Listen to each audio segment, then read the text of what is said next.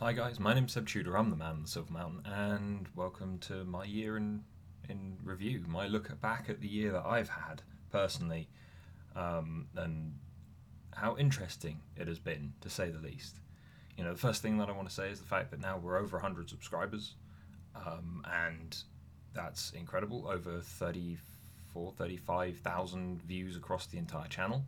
In which case, first thing I've got to say is thank you very much to all of you guys who have either decided to subscribe or have taken the time to take a look at what I'm offering, be it gaming stuff, be it coaching stuff, be it political and news type stuff. Whatever I've put out that has led you here, then thank you very much for taking the time to watch and stick around and hopefully joined in the conversation somewhere along the lines as well, be it either in the comments or sending me a message or with other people outside of the interwebs. But moving on from that, this year's been a big year for me in terms of learning. So from learning how to YouTube, from learning how to deal with the tech side of things, from learning how to kind of refocus myself in a way that allows me not just to bring stuff to you guys, but also to try and push out into my own field, my own area with other people a bit better. It all amounts to the same thing. Learning in terms of doing courses here and there, like some of the online courses that Google offers in regards to digital marketing and stuff like that, which some of which are very useful, some of which are rather basic and straightforward stuff, but as has been the case in games that I've been playing, as has been the case in stuff that I've gone over with you guys, it's always good to go back to the basics and go over them again just to make sure that you're 100% with them before trying something new. But then also, it's been a year of doing other interesting stuff. And one of the things there are two things that I've done this year that I found that were great. And I wanted to bring one of them to you guys earlier in the year, but unfortunately, due to the amount of other stuff I had going on and the amount of time that putting together an individual video for it would have taken, I didn't have the opportunity to do so. But ultimately, earlier this year, in the summer, I went with my brother and my girlfriend to the London Allergy Show, or Allergy and Free From Show, and it's one of these things because I've lived in a household where everyone, bar ultimately myself to one extent or another, has some kind of moderate to severe allergy, and so when it comes to looking at it from the coaching side of things, especially, this is an area where planning, awareness, making sure that you're willing to put in the time and effort to make sure that you're safe, all of these things that I bring to people in the tools that I apply or the information that I bring, all of these things can be applied to someone who is having to suddenly change their lives due to the bubbling to the surface of an allergy of some sort. And so as a result, where the allergy show sits is it allows people to go along completely free. You have to book tickets, but it is completely free to rumble along and go and take a look at the various services, the food producers, and whoever else there that can offer you alternatives and offer you kind of ways around the potential kind of setbacks that having an allergy, especially a severe allergy, can bring to your life and to the lives of those around you. And it was really interesting to see, like, one of the things that struck me when we first walked through the door was just how much tat there was. And I don't mean that in terms of stuff that was just low quality. I mean, most of the stuff there was of a reasonable quality, to say the least. Some of it was absolutely great. Well, I'll get onto that in a minute. But for instance, walking in and seeing essentially unscientific magical amulets, little magnetic things that you'd hang around your neck to draw away harmful electromagnetic pulses from your phone, from radios, from all these things around you that are going to cause you untold damage. All of these things just going to be solved by wearing this thing around your neck. And it's like, well, firstly, that's really not the way that physics or these fields or electromagnetic fields and things like that really work. So best of luck to you. But it was like there were a number of things like that across the show floor that just made me roll my eyes and go, why are these people even allowed to be here? Because some person is going to put their faith in a remedy like that, and they are going to end up ignoring kind of conventional help, actual medicine, something like that, in favor of hocus pocus, and it's not going to do them any good. Why are these people even allowed to be here? Simply put, because they pay. They pay to have a table or a stall or whatever. So, but that kind of bugged me. But for the most part, you had displays there for all manner of different foods, some of which was absolutely terrific, some of which was maybe not to my liking, but I'm sure someone would have liked it. Considering I'm a kind of fussy eater in and of myself. But then you had tools and utensils and services that try to help you manage your well-being better. You had a whole load of other things there that were absolutely great. Yes, you had some of the bizarre alternative therapies that, if they were actually functional and actually worth their salt, then they would be called therapy, not alternative therapy, or medicine as opposed to alternative medicine. But it's still there's so much good stuff here, and the one stall that stood out to me more so than anything else was manned by a young lady called Jenna. It was Forced to be Fussy. She runs a blog and goes through reviews and recipes and things like that, some of which she actually had there kind of in pre-made packs and things, and I think we got some cookies and we got brownie and whatever else, like pre-made brownie pack thing, or pre-mixed rather brownie pack thing. The cookies right then and there that we had as a snack before we continued on our way were absolutely terrific, and you really wouldn't have been able to tell that they didn't have the umpteen million things that Jenna herself is allergic to, but then missing from them. But then also we went away, and after a little while we tried, my girlfriend and I, Hannah and I, tried the brownie mix, making the brownies, and they came out perfectly. They were wonderful. They tasted great, and so yeah, definitely worth a look in, to be sure, if you're someone that has difficulties with allergies and kind of problems with kind of finding stuff that you can eat. In this house, or between me and or not me personally, but my household here and my girlfriend's family and stuff like that, we've got nut allergies and allergies to various vegetation and gluten allergies and lactose intolerance and all that kind of thing. And yet the recipes and things that Jenna had on her stall, perfect, absolutely terrific. They covered everything that we needed removed, as it were. And so, it was really nice to just have that there, have it available as both a resource in terms of her blog, but also in terms of the fact that she was there with stuff to sell, and it was quite nice just to pick something up at the time.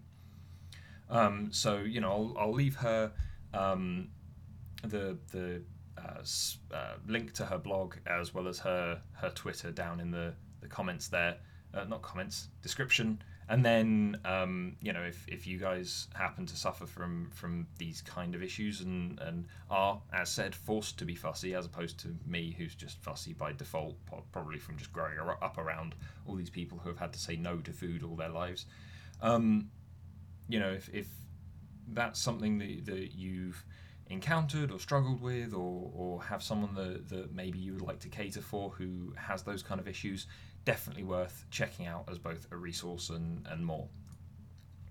But then the second thing that I went to more recently was the Hyper Japan Expo, which I never really thought I'd see myself going to. I'm not a big anime fan or anything like that. I don't have or manga fan. I'm not a particularly I have a passing interest in things like Japanese history and tradition and things like that, but no more so necessarily than many other places.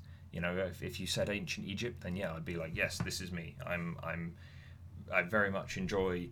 Ever since I was a kid, I very much enjoyed the kind of myths and legends and the things that we can learn from the ancient world. But if you said, well, feudal Japan or kind of earlier dynastic Japan, then I'd probably just shrug and go, yeah, that's interesting. I'll read about it. I'll take a look into it. But it's not something that stands out as a real interest to me. And yet, ended up going to this thing with my girlfriend and some of her friends, her best friend and her younger brother, and it was really interesting just to see not just what was there in terms of what was for sale, in terms of the demonstrations and things that were going on, but also in terms of the number of people and how they were all had this thing in common, and how they were all able to kind of sit together and enjoy this thing quietly by themselves, no issues, nothing like that. It was quite an odd day though. It was organised into kind of two shifts of the day, so there you had the morning showing, like a 15-minute gap, half an hour gap, something like that, and then you had the afternoon showing, which I didn't quite understand why they literally cleared the building just to bring everyone back in. Again, I feel like that maybe could have been better sorted out, unless they were just looking to double dip on ticket prices and things. Who knows? But beyond that, it was it was a fun day. There were between taking a look at demonstrations that were going on of be it the couple of different martial arts that were being shown off. There were people singing in cosplay and all that jazz. But then also you had demonstrations of traditional Japanese art. You had traditional Japanese games, a couple that were kind of like an odd version of chess, which it took me a little while to get my head around, and I still don't think I've got my head around at all. But it was kind of interesting to see those and to kind of sit down and have a game. And then obviously there was an area that was all gaming consoles and things like that. But also the amount of other art and other things that were there. You had a cultural kind of area which had various different forms of more traditional Japanese art, including when we went through there was a chap who was creating art by basically cutting it into paper, and apparently it's a very old form of art. It was very interesting. I can kind of believe that it would be, considering how much paper-based art has come out of kind of Japan and China in regards to things like origami and all that kind of thing. But it was kind of interesting to watch, and maybe something that kind of made me go, fair enough. Interesting how over here maybe we would consider just, especially not so long ago, 100 years ago or something, we'd consider just slicing something out of paper to be relatively easy to one extent or another. It's not something that would stand out as an art form. It's something that you would get children to do to make decorations for things. And yet here was this individual who was using great precision and skill to create quite substantial pieces of art in very, very small pieces of paper. And yet apparently that's a very more traditional form of art, or at least so was suggested at the time when we were there. And then, beyond that, there were a couple of interesting little workshops and things, including the painting of traditional Japanese kind of little figurine doll things, which was interesting. I kind of freestyled mine. I'm not going to show it. It's hidden over there somewhere. But I started off with an idea of face on body, which transitioned into something that may as well have been a Monty Python character by the end of it. But my girlfriend did Sailor Moon, and her best friend Daisy did Very much kind of followed the traditional template, as I believe she was probably the one that was most into it as a whole. But it was a really fun day. It was an interesting day to kind of hang around and observe this um, group, these people with this shared interest that I don't necessarily share in. It's like a lot of places where I go, there'll be an element that I have in common with those people that I'm around, and it's something that we can discuss, something that we can bond over. Here it was very much a case of observing people who I had ultimately nothing in common with in terms of why we were there. If I go to a business thing, then I'm a business person, and they're a business person, and we can bond over that. If I'm going to talk to some of my girlfriend's friends who are students, then we've got the conditions of education, politics, whatever it is that they're doing their course on, and there's that we can discuss and bond over. Here, though, it was a case of pretty much everyone else that was there, with the exception of the couple of people who I'd gone with who knew me. I had nothing in common with any of them to the greatest extent, because my interest was very, very passing, whilst theirs was very, very focal. And it's one of these times where I've said to you guys, there's always a learning experience. There's always something to learn from what you're doing, and in this case, it was again reminding myself that whilst I've kind of trained myself and try very hard to only judge when a decision is particularly necessary, and the rest of the time it's just live and let live.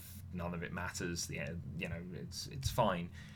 This was a case of reminding myself of that, considering how weird some of the things these individuals at this event were either doing or enjoying. But also on top of that, or weird to me at any rate, but also on top of that, it was a case of going, well, it's really cool, even if I can't appreciate the stuff that's on show, or the things that people are investing in here to the same extent that they can. I'm able to come along. I'm here to enjoy it with them. I'm able to be welcomed into this thing that I may have very little connection with, but that people are willing to enjoy with me. And I feel like that's something that gets missed a lot, where it's a case of, oh, you haven't read this, or you haven't watched this, or you haven't done this, that, and the other, and you're a terrible person. I might personally say that jokingly, but for the most part, there are some people who will be very, very hard against others just because they've not done what they think they should do. And it creates these rifts and these exclusionary zones, and it causes people to then take up arms and fight against each other. When, here, I didn't have a major interest, but it didn't stop me from enjoying the day. It didn't stop me from kind of enjoying looking through things, seeing what was there. And I'm very thankful to Hannah's friend Daisy for the idea in the first place, as it was not only just a great day for me to spend more time with my girlfriend and with her and her younger brother and stuff. It was also just a really fun day for me to see some stuff that I probably wouldn't have otherwise seen. And so I like to think that there are more opportunities. In fact, I'm almost certain there are more opportunities for this kind of introduction to new things that from both sides, from both the side of the person who's not particularly engaged going, do you know what, I should at least go and take a look at something new, but also from the people who are very much engaged, not going, oh, you haven't done this, go away. No, it should be a case of bringing that person in. They're at least making an effort to try and seem interested, or to join in to one extent or another. Give them a better introduction. Point them towards the thing that you think might get them into it most, or the thing that they might enjoy most. Engage them. Because that way, everyone's just sharing with everyone, and everyone can enjoy things and have something to connect over. And that's the kind of important thing. And so as a result, I'd like to think that what I'm saying here is, much more positive than my usual month in review or whatever else. And trust me, there's a more negative, more critical, more cynical one coming up tomorrow. But in regards to my year, 2016 was a horrible year. 2017 hasn't been all that much better in the grand scheme of things in various ways. But for me personally, I feel like I can take away a lot from this year going, yeah, it's been miserable, it's been hard work, it's been um, completely filled with worries and concerns, and me wondering why I'm not doing well enough, or thinking that I should be doing more, but kind of burning myself out on stuff and having to try and focus on relaxing, which of course is kind of an oxymoron. And so, there's been all of that, but from the end of it, I've had some great experience. I've seen some amazing stuff that I've talked about in other videos, I've talked about in this video. I've been so lucky to have some of the people along with me for that ride, especially my girlfriend Hannah. And so, coming out the end of it, it's like, well, there's a fair amount of things that I can learn, either that I've learned formally or that I can just infer from things. And so now 2018 has to be a year where I either put some of that stuff into practice, or I have to keep track of things and continue to experience newer stuff, more stuff that I can then use to either bring stuff to you guys or just enrich my own life. Because as I've said before in other videos, if you're not looking after yourself, if you're not able to kind of solidify your position, then you're in no position to help anyone else. So if I'm stressed out, tired, got no money, running around like a crazy person, not experiencing new things, not allowing myself time to relax, or always wondering why I'm not doing enough, why I haven't got enough, and not being patient with myself, then how am I supposed to bring you guys anything useful? How am I supposed to help my clients when I see them? And so all of this kind of brings it down to, I hope you guys have had a great year too. I realise that many of you won't have for various reasons, and that there's a good chance that at least some of those reasons are why you found some of my content on here anyway. But I've got new things coming up over the next few months, especially over the next month. I want to launch a couple of other things which hopefully will help you guys even more, and give you guys some more to look into, and more stuff to kind of just make your lives a little easier for you, as best as I can at this kind of distance through a screen. But otherwise, guys, you guys have also been a major part of making this year great for me, because I've been able to throw this content out, get your feedback, see what you guys have been saying, what you guys have been thinking.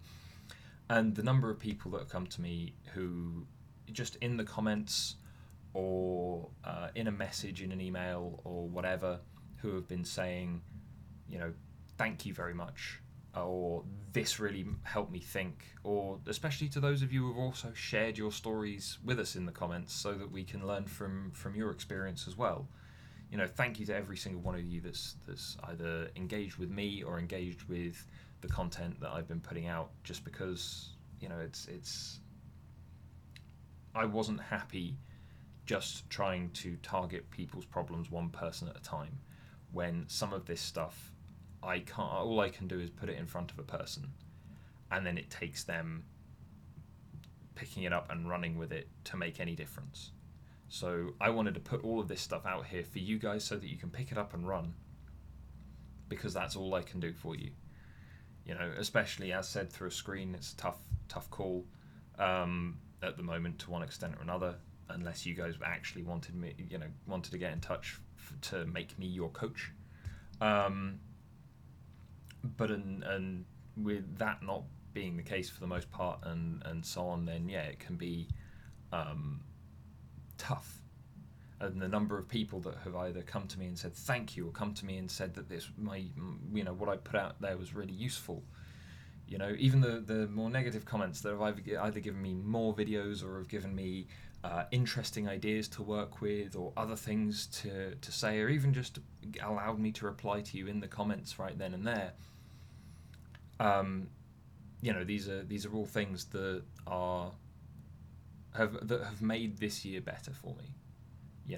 It's given me more stuff to think on, more stuff to work with, and above all else, especially for those people that have either decided to share what they've experienced, or kind of commented either as in terms of thanks, or in terms of some feedback for me to kind of make use of on what I've been doing. thank you very much, because you guys have only helped me realize that what I'm doing here is useful to at least a few people, and if that's the case, then I want to keep doing it. So anyway, guys, Happy New Year, and I will see you in the video tomorrow. Take care. Thank you very much for watching, guys. If you enjoyed this video or found it at all interesting, then please drop us a like, share this video, and subscribe for more, and I'll see you in the video tomorrow. Take care.